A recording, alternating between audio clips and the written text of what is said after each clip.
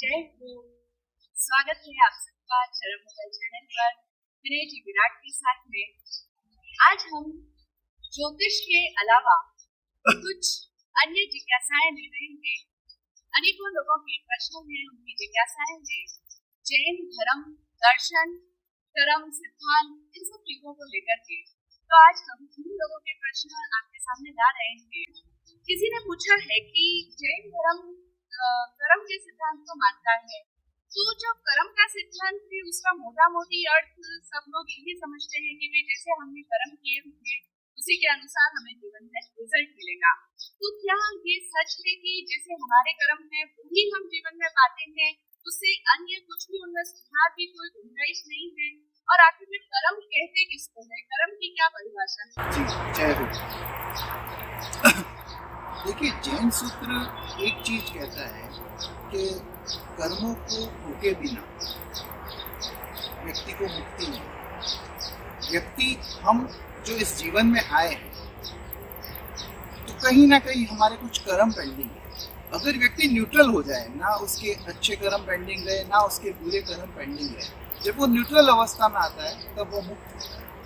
तो भगवान महावीर कहते हैं कि कर्म के कारण ही हम ना जाने कितने काल से भटक रहे हैं और ना जाने कितने काल तक भटके हैं। ये बात बिल्कुल सही है। लेकिन कुछ लोग ऐसा मानकर बैठ गए हैं कि हमारे जीवन में जो कुछ होगा वो कर्म से ही होगा।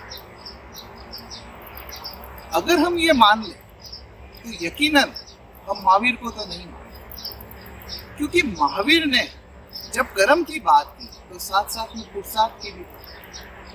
महावीर जब कर्म की थ्योरी की बात कर रहे थे तो उन्होंने कर्म प्रकृति के अंदर बताया कि कोई कर्म का रस परिवर्तन किया जा सकता है, कोई कर्म को उपशम किया जा सकता है। उपशम कैसे? जैसे मान लीजिए कि आपको अभी कोई प्रॉब्लम आने वाली है, आप उसको अभी रोक सकते हैं, कुछ टाइम बाद में उसका हो जाएगा। रस परिवर्तन को कैसे समझेंगे?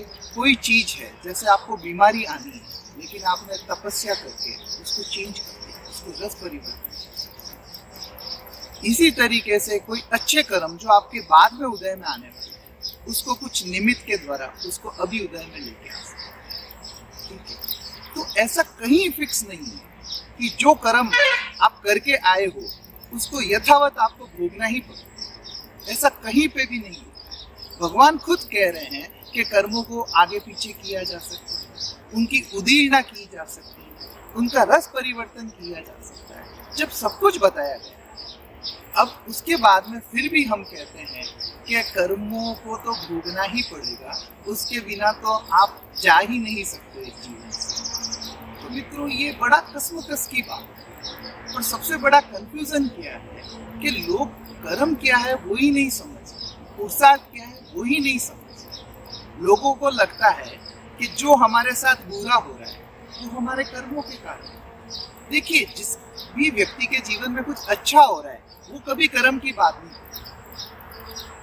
वो हमेशा कहेगा कि मेरे जीवन में जो अच्छा है हो सकता है गुरु की कृपा है, हो सकता है भगवान की कृपा है। लेकिन जितने लोगों के साथ बुरा हो रहा है, जिनका जीवन में दुख है, जिन्होंने कई प्रयास किए, उसके बाद में भी जीवन में कोई परिवर्तन नहीं हुआ, तो वो कहते हैं कि कर्मों को तो भोगना ही पड़ता है। अक्सर कहते हैं कि कर्म तीर्थंकर को भी नहीं छोड़ते। महावीर को भी कान में कीलें लगाई गई, कर्मों के बिना तो मुक्ति है ही नहीं। ये सब उदाहरण देके हमें समझाया जाता है कि हमें तो हमारे कर्म भोगने ही चाहिए। लेकिन हम भूल जाते हैं कि जिन भगवान महावीर ने कहा है कि कर्मों को भोगना पड़ता है, उन्होंने ही हमको कई सूत्र दिए हैं कि कर्मों को कैसे एडजस्ट किया जा सकता है, कैसे आगे पीछे किया जा सकता है, कैसे उनका परिवर्तन करके उनको सही किया जा सकता है। चीज है ये। तो सबसे पहले एक चीज समझिए, कर्म की बात कौन करता है? एक व्यक्ति है जिसने एक बार कोई काम किया, जैसे कोई नया बिजनेस शुरू किया, वो फेल हो गया, उसे लगा कि हो सकता है मेरे एफर्ट्स में कुछ कमी रह गई हो, वो फिर कोई बिजनेस करता है, फिर फेल हो जाता है। तो अब उसको समझ में नहीं आता क्या।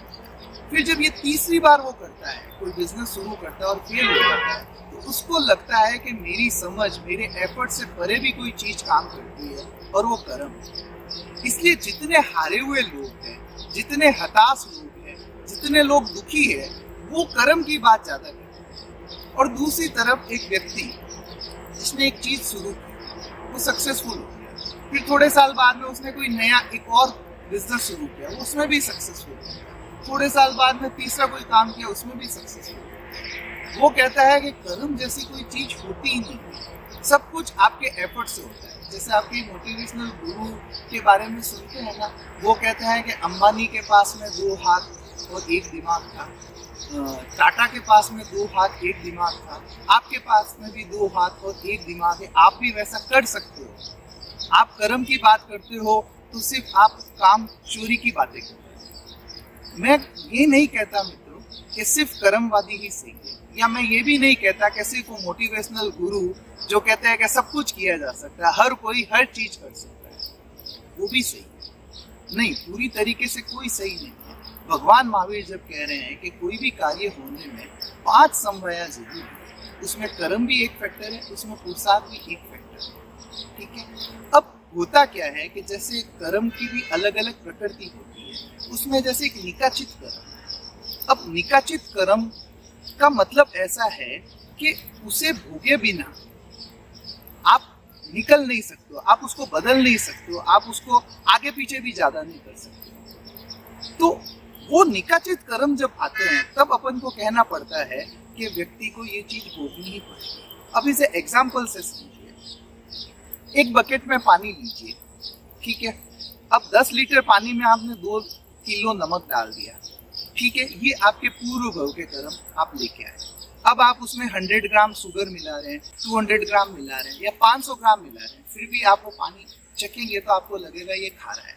आप 1 किलो तक शक्कर मिला देते हैं, बहुत एफर्ट करते हैं, लेकिन फिर भी पानी खारा लगता है। इसका मतलब ये है कि जो आपने पिछले जन्मों से जो आउटकम लेके आए, जो कर्म लेके आए हैं, उनका रस इतना गहरा है कि उससे अभी आपके जो अभी के एफर्ट्स है वो उसमें कोई ज्यादा परिवर्तन नहीं कर पाता। तो वहां पे उसको कहा है निकाचित कर्म। अब ज्योतिष की भाषा में बोले तो जब व्यक्ति के शनि की 7.5 के जो शुरू के 2.5 साल होते हैं, या जैसे शनि की महादशा में शनि की अंतर्दशा होती है, या राहु की महादशा में राहु की अंतर्दशा होती है, तो उस समय व्यक्ति को कहा जाता है कि यार तुम्हारे अभी कुछ ऐसे कर्म है जिससे तुमको गुजरना ही पड़ेगा। तो वो पूछता है अगर मैं रेमेडी कर लूँ तो उस समय ये कहा जाता है कि अगर तुम रेमेडी भी कर लो तो कुछ 20-25% से ज्यादा फर्क नहीं पड़ता। तो आप समझिए निकाचित कर्म की कितने होंगे, परसेंटेज क्या होगा। अगर आप मान लीजिए 100 कर्म लेके आए तो उसमें से हार्डली 4-5 कर्म निकाचित होंगे, बाकी 95 तो बदले जा सकते हैं, उनको बदला जा सकता है। तो इसलिए जब लोग ये कहते हैं कि सब कुछ कर्म से होता है, सब कुछ आदमी कुछ भी नहीं कर सकता, कर्म के आगे लाचार है, तो मित्रों मैं आपको एक उदाहरण बताना चाहता हूँ। भगवान महावीर ने खुद, जब संडाल पुत्र का आपने उदाहरण सुना होगा, उसमें ये स्पष्ट कहा है कि सब कुछ तय नहीं है, वरना तो नियति की बात करने वाले गोसालक और भगवान महावीर में फर्क क्या हो जाता।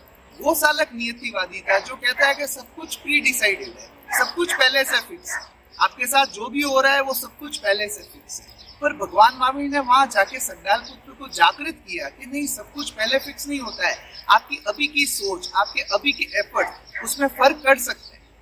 तो इसलिए जो लोग हार कर बैठे हैं, जो लोग ये सोच रहे हैं कि कर्मों के आगे तो कुछ भी नहीं हो सकता, तीर्थंकर भी कर्मों के आगे लाचार है, उनको भी वो भोगना पड़ता है, ऐसा नहीं है। सिर्फ निकाचित कर्म जहाँ होते हैं वहां पर आपको वो भोगना पड़ता है। लेकिन मित्रों उसमें भी कोई ये कैटेगरी फिक्स है कि आपको ये भोगना है, लेकिन कोई वे फिक्स नहीं होती है। जैसे मान लीजिए मैं एक एस्ट्रोलॉजिकल एग्जांपल लेता हूँ कि आपका मैरिज हाउस वीक है, तो मैरिज हाउस वीक है, जैसे 2 पाप ग्रहों की दृष्टि आती है। अब उसमें कहते हैं कि भाई ज्योतिष की दृष्टि में इसे निश्चित योग बोलते हैं, जैन धर्म की परिभाषा में निकाचित योग बोलते हैं। तो अब वहाँ पे कहा जाता है कि भाई तुम्हारे वैवाहिक जीवन में कुछ ना कुछ प्रॉब्लम होगी, लेकिन वो प्रॉब्लम किस वे में आएगी वो फिक्स नहीं है। हो सकता है उसकी शादी डिले हो, 32 साल 34 साल में हो सकता है उसकी शादी के बाद में चार्मिंग लाइफ नहीं हो सकता है उसका डिवोर्स हो जाए, हो सकता है शादी के बाद में एक जना बीमार हो जाए, या हो सकता है शादी में सेपरेशन योग हो जाए, कोई एक जना एक्सपायर हो जाए। तो आपकी वे फिक्स नहीं है, आपकी कैटेगरी फिक्स है कि आपको अमुक दुख भोगना पड़ेगा अगर निकाचित कर्म है तो। और अगर निकाचित नहीं है तो उसका रस परिवर्तन किया जा सकता है, उसको आगे पीछे किया जा सकता है। ये सब जैन सूत्र में भी बताया गया और भगवान बुद्ध ने भी ये चीजें बताई। ऐसे में ही एस्ट्रोलॉजिकल रेमेडीज भी वर्क करती है, जहाँ पर कुछ न कुछ परिवर्तन संभव हो सकता है।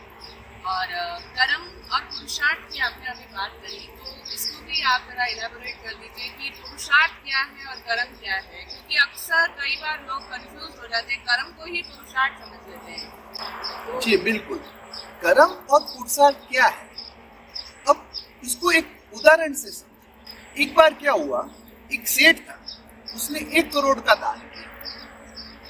एक सेठ ने 1 करोड़ रुपए का दान किया और दूसरी तरफ एक चोर ने चोरी की।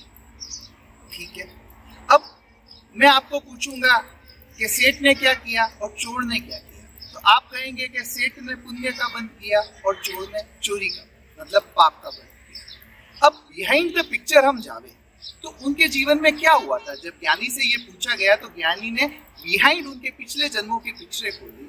सेठ अपने पिछले जन्म में एक गरीब व्यक्ति था, लेकिन उसमें करुणा खूब थी, उसमें करुणा बहुत ज्यादा थी। तो उसके जब वो लोगों पैसे वालों को देखता था तो उसको लगता था कि अगर मेरे पास में पैसा होगा तो मैं भी खूब दान करूंगा, मैं भी बहुत सारा दान करूंगा। दूसरी तरफ चोर की हिस्ट्री क्या थी कि चोर एक मेहनत कर रहा था लेकिन फेल हो गया। उसने दूसरी नौकरी की, वहां पे भी वो फेल हो गया। वो उसने बहुत प्रयास किए लेकिन वो फिर भी फेल हो गया। उसको बहुत पैसे की जरूरत थी लेकिन उसको नहीं मिला। तो उसके माइंड में ये आया कि मैं इतनी मेहनत करता हूँ, उसका कोई रिजल्ट नहीं, इससे तो अच्छा हो कि मेरे पास में कोई शॉर्टकट तरीका हो, जैसे कोई सट्टा कर लूँ, जैसे कोई चोरी कर लूँ। ठीक है, तो उन्होंने उन जन्मों में अपने अंदर कुछ चार्ज किया, जिसे आप कर्म कहते हैं। आज की डेफिनेशन में आप चार्ज और डिस्चार्ज से समझिए। सेठ ने क्या चार्ज किया, क्या कर्मों का बंद किया कि मेरे पास में पैसा होगा तो मैं बहुत सारे दान करूंगा, बहुत सारे लोगों के लिए दान करूंगा। चोर ने क्या चार्ज किया, चोर ने चार्ज किया कि अगर मुझे मौका मिलेगा तो मैं चोरी करके शॉर्टकट से पैसा करूंगा। अब दोनों वो चार्ज करके, या यूं कहे कि वो कर्म बांध के अगले जन्म में प्रवेश करते। ठीक है, अब सेठ जी के पास पैसा हुआ। ठीक है, अब सेठ जी को किसी ने कहा, सेठ जी आपने तो बहुत बढ़िया काम किया, आपने 1 करोड़ का दान किया। तो सेठ ने कहा कि मैंने दान अपनी मर्जी से नहीं किया, ये तो कलेक्टर का दबाव था कि दान करना पड़ेगा तुमको, उस दबाव के कारण मैंने दान किया। ठीक है, दूसरी तरफ चोर चोरी कर रहा है लेकिन उसको बार बार प्रायश्चित हो रहा है, बार बार वो प्रतिक्रमण कर रहा है कि मैं कैसा आदमी हूँ कि चोरी करके अपना जीवन यापन कर रहा हूँ। अच्छा हो मैं ये काम छोड़ के कुछ अच्छा करूँ, न्याय मतलब ईमानदारी का कोई काम। अब आप इसमें बेसिक समझिए, सेठ ने जो दान किया वो अपने पूर्व जन्म के कर्म, पुण्य कर्म बंध में, कि जब मेरे पास पैसा होगा तो मैं दान करूंगा, उस कर्म के उदय से उसने दान किया। और बंद किसका किया, बंद उसने अंतराय का किया। अंतराय का क्यों बंद किया कि जब दान करने के बाद में आप पछतावा करते हो, आप रिग्रेट करते हो, तो ज्ञानी कहते हैं कि आप अंतराय का बंद करते हो।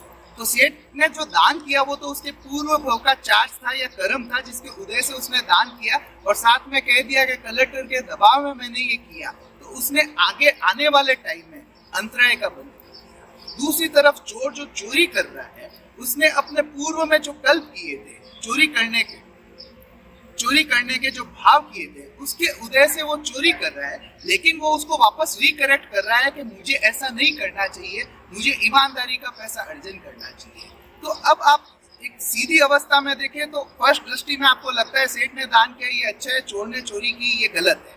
लेकिन जब भावों की दृष्टि में आप जा रहे हैं तो सेठ देने के बाद में अंतराय का बंद कर रहा है, पछतावा कर रहा है, और चोर चोरी करने के बाद में वापस उसका प्रतिक्रमण करके सही राह पे जाने के लिए खुद को करेक्ट कर रहा है।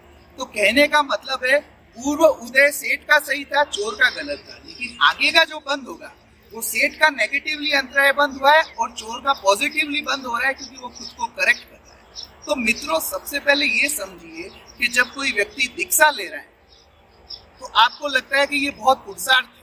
नहीं, आप उसकी कुंडली उठा के देखिए। ज्योतिष में कहते हैं जब आपका लगन वीक है, जब आपका चंद्रमा वीक है और जब आपका शुक्र वीक है, तो ऐसे व्यक्ति को दीक्षा ले लेनी चाहिए। तो जो दीक्षा आप ले रहे हो तो वो आपके पूर्व का भाव है, जो आपके पूर्व जन्मों में आपने किया है उसके उदय से आप दीक्षा ले रहे हो।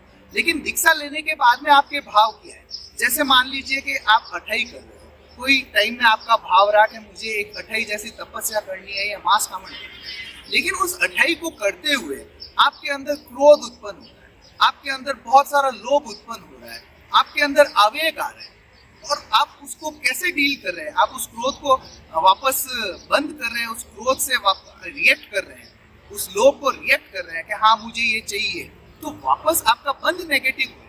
कहने का मतलब जो अठाई आप कर रहे हो वो तो आपके पूर्व में कोई भाव किए है या पूर्व के जो कर्म है उसके उदय से आप तप कर रहे हैं, और वापस भाव आप नेगेटिव कर रहे हैं, तो आपका अगला बंध नेगेटिव है। तो कहने का मतलब जो आपके साथ हो रहा है घटनाक्रम, वो आपके कर्मों का उदय है, और उस उदय के साथ साथ में जो आप आगे के भाव कर रहे हैं वो वापस आपके आगे का बंध क्या होगा, या उसे आप पुरुषार्थ कह सकते हैं, उसे आप पुरुषार्थ कह सकते हैं। जैसे आपको पैसा मिला, ये आपकी पुण्यवानी है, लेकिन उस पैसों के साथ में आपके भाव क्या है? आपके भाव करुणा के है, दूसरों को भी हेल्प मिले या वो मिले, तो फिर आपका पॉजिटिवली बंद है। पुरुषार्थ जो होगा वो आपका पॉजिटिवली है। और अगर आप में मान आ गया, आप में ईगो आ गया, आप दूसरों को छोटा गिनने लग गए, तो फिर वो आपका नेगेटिवली पुरुषार्थ हो गया। तो मित्रों, जो पूर्व का भाव है उसके उदय से आपके जीवन की घटना होती है, उसे कर्म कहते हैं, और जो आप भाव उस समय कर रहे हैं जिससे आगे का बंद होगा उसे हम पुरुषार्थ कहते हैं। बहुत सुंदर, बहुत इजीली अब हम समझ पा रहे होंगे कि क्या कर्म है और क्या पुरुषार्थ है।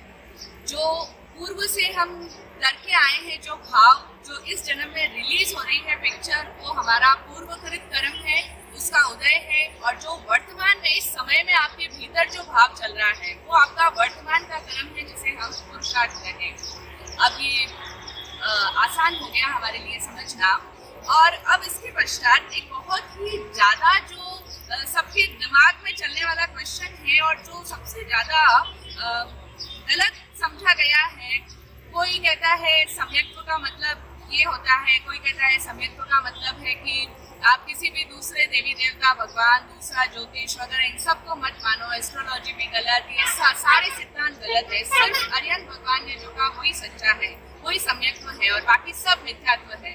कोई मिथ्यात्व की परिभाषा क्या बताता है, सम्यक की परिभाषा, इसका बहुत बड़ा मिसकंसेप्शन है। तो आप इसे भी हमारे व्यूअर्स के लिए उन्हें भी समझा दीजिए कि आखिर सम्यक्त्व क्या है और मिथ्यात्व क्या है। देखिए, ये जैन धर्म के अंदर सबसे पहला स्टेप ये बताया जाता है कि जैसे आपकी हायर सेकेंडरी समझ लीजिए, आपकी हायर सेकेंडरी संस्कृत है, और उसके बाद में आपका मास्टर्स जो केवल ज्ञान या जो भी है वो सब कुछ है। लेकिन सबसे बड़ी प्रॉब्लम है कि कोई भी व्यक्ति दूसरे को कह देता है कि आप मिथ्यात्व में जा रहे हो या आप मिथ्यात्व हो। अगर मैंने देवी देवताओं को ध्यान दिया तो लोगों ने कह दिया कि आप मिथ्यात्व हो, और अगर मैंने एस्ट्रोलॉजिकली कोई चीज बता दी कि आप मिथ्यात्व हो। एक्चुअली ये लोग जो कमेंट करते हैं या जो फट किसी को जज करते हैं, मित्रों बुरा मत मानना, आप लोगों को थोड़ा सा जैन सूत्र को पढ़ने की जरूरत है, क्योंकि जब तक आप पढ़ोगे नहीं आपको नहीं पता रहेगा। आप क्या है, एक साधु संत जो कट्टर साधु संत है उनके प्रवचन को सुन के आ गए कि एक अरियंत ने जो कहा बस वही सत्य है, उसके अलावा जो भी है वो सब अन्यमति है, सब मिथ्यात्व है। मित्रों आपको पता है 14 पूर्वधारी भद्रभऊ थे, ठीक है, उन्होंने उवसक्रम की रचना की। 14 पूर्वधारी थे और संस्कृति थे, उन्होंने उवसक्रम की रचना की। अब आप कहोगे कि मंत्र जाप करना मिथ्यात्व है, तो भद्रभऊ स्वामी को ये समझ नहीं थी। बहुत कम लोगों को पता होगा कि वैदिक ज्योतिष में वरामिरी का बहुत बड़ा रोल है। वो वरामिरी जैन संत के भाई थे, और वो जैन संत बहुत बड़े ज्योतिष के पंडित थे, जिन्होंने काफी जैन ज्योतिष के बारे में बताया, ठीक है। तो क्या वो जैन संत जो 14 पूर्वधारी थे, क्या वो मिथ्यात्व थे? क्या जो हमारे आचार्य आज दीक्षा के टाइम में दीक्षा का मुहूर्त निकलवा, क्या वो मिथ्यात्व है? क्या वो मिथ्यात्व है? आप थोड़ा सा तो जैन सूत्र को पढ़ो। जब आप जैन सूत्र को पढ़ोगे तो जब उसमें श्रावकों का वर्णन, जो महावीर के 10 श्रावकों का वर्णन आ रहा है, उसमें आपको पता चलेगा कि वो अपने कुलदेवी की आराधना करते थे। जब आप भगवान ने राजा परदेसी के बारे में बताया, जो एक भव अवतारी है, इंद्र है, वो मंदिर में पूजा करता है। एक भव अवतारी है जो अगले भव में मुक्त होने वाला है, उसके बारे में बताया कि वो पूजा करता है। जब आप जैन सूत्र पढ़ोगे तो वहां कोई भी स्टार्ट होगा तो उस समय बताया गया कि तो शुभ मुहूर्त में उसने दीक्षा लेने के लिए, हर जगह शुभ मुहूर्त की बात है। तो फिर ये बात करना कि भाई ज्योतिष मिथ्यात्व, मंत्र मिथ्यात्व, देवी देवता मिथ्यात्व, ये सब आपके एक नैरो माइंडेड क्राइटेरिया की बात प्रकट करते हैं। हो सकता है ये सब आपके लिए नहीं हो, लेकिन किसी और के लिए भी तो होगा। तो आप क्यों जज कर रहे हैं? आप क्यों उस चीजों को जज कर रहे हैं? ठीक है, अब मैं आता हूँ संकित और मिथ्यात्व। क्या आप कोई भी जैन आचार्य को जाके ये पूछ सकते हैं कि बताइए मेरे अंदर संकित है या मिथ्यात्व? कोई बता सकता है?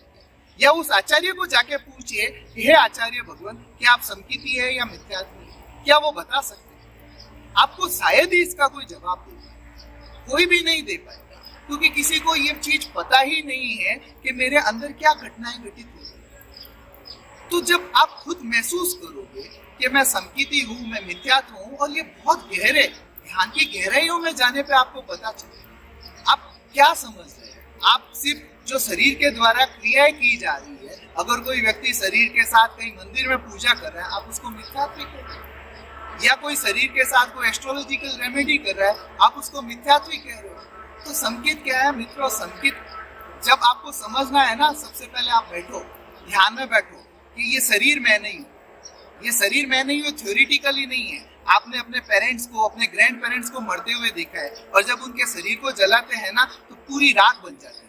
तो इसका मतलब कहीं ना कहीं आपको समझ में आ रहा है कि ये शरीर में नहीं है। ठीक है, फिर उतरिए दूसरे तल पे, आपका माइंड और मन, जिसे आप मन, सबकॉन्शियस या कॉन्शियस, सब मन जो है, इससे परे जाके आप देखोगे तो पीछे क्या बचेगा?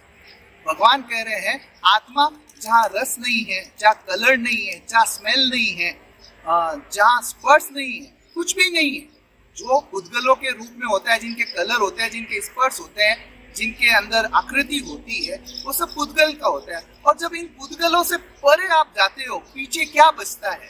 वो आप हो, वो आत्मा है। तो आप शरीर के कार्यों को, किए जा रहे कार्यों से आप उसको डिसाइड कर रहे हो कि ये मिथ्यात्व है या संकित है।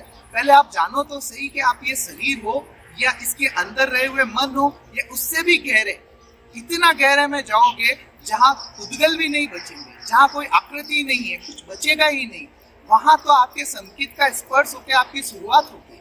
आप कहाँ इन झंझटों में पड़े हो कि ये जैन है, ये जैन नहीं है। आधे तो मेरे को कई बार लगता है कि कई लोग इतना घमंड करते हैं कि हम जैन धर्म में और हम ही मोक्ष होंगे, हम ही मुक्त होंगे।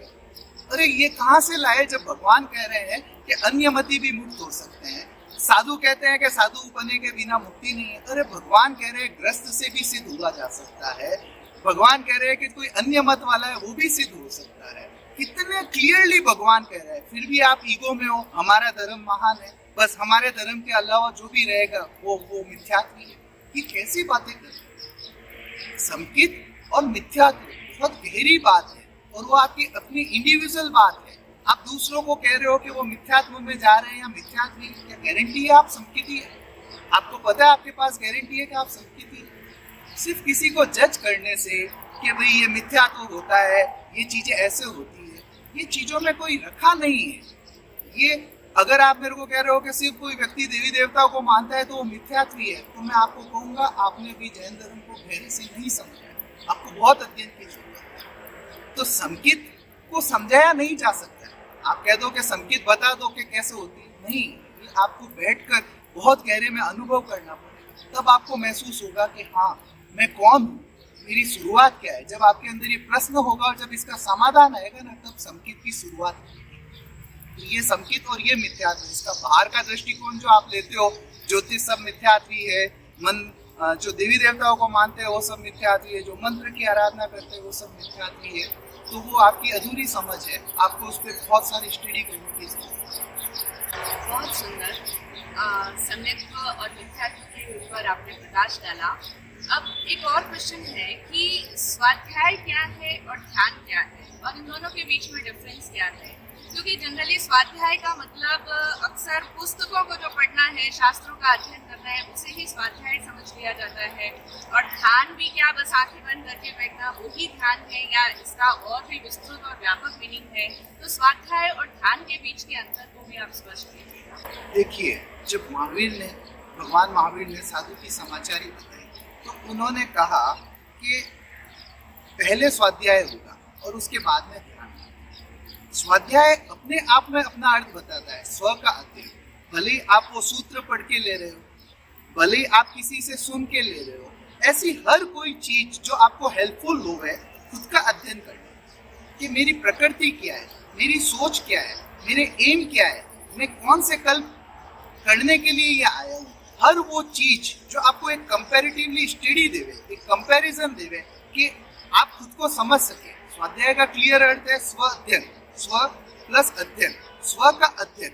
अब वो मान लो आप सूत्रों के द्वारा करें, आप बुक्स के द्वारा करें, आप किसी से सुन के करें, किसी तरीके से करें और आप खुद को जाने, मैं कौन हूँ, मैं किस लिए हूँ। जब तक व्यक्ति के अंदर ये क्वेश्चन नहीं आएगा ना, उसकी स्पिरिचुअल यात्रा शुरू नहीं होगी। मैं कौन हूँ, मैं किस लिए आया हूँ, मेरे मोटा मोटी कल्प क्या है। सबकी यात्रा एक नहीं है मित्र, सबकी यात्रा एक नहीं है। कोई व्यक्ति धन कमाने के लिए आया, जैसे एक व्यक्ति है मेरे मिलने वाले हैं, वो 50 वर्षों की उम्र में उन्होंने निवृत्ति ली। वो 11 सामयिक करते हैं, प्रतिक्रमण दोनों टाइम का करते हैं, व्यापार से निवृत्ति ली। ठीक है, जब उन्होंने मुझे पूछा कि मेरी जीवन यात्रा के बारे में आप क्या कहते हैं, तो मैंने उनको कहा आपकी ग्रंथि ये नहीं है, निवृत्ति की नहीं है। आपकी ग्रंथि है कि आप बहुत कंजूस हो, आप में पैसों की बहुत पकड़ है। भले आप अभी 11 सामयिक कर रहे हो, लेकिन पैसों का नुकसान आपको अभी भी सहन नहीं होता है। तो उन्होंने मुझे पूछा कि मुझे क्या करना चाहिए। मैंने कहा जाओ और दान करो, पैसों का छोड़ते हुए। जब वो पैसा छोड़ेगा, क्योंकि उस व्यक्ति में पैसों की पकड़ बहुत जबरदस्त है, तो जब वो पैसों का छोड़ेगा, जब वो ग्रंथि रिलीज करेगा, तब उसकी जो स्पिरिचुअल यात्रा है वो आगे बढ़ेगी। ठीक है, तो हर व्यक्ति की अलग अलग यात्रा है। कोई आदमी मान लीजिए किसी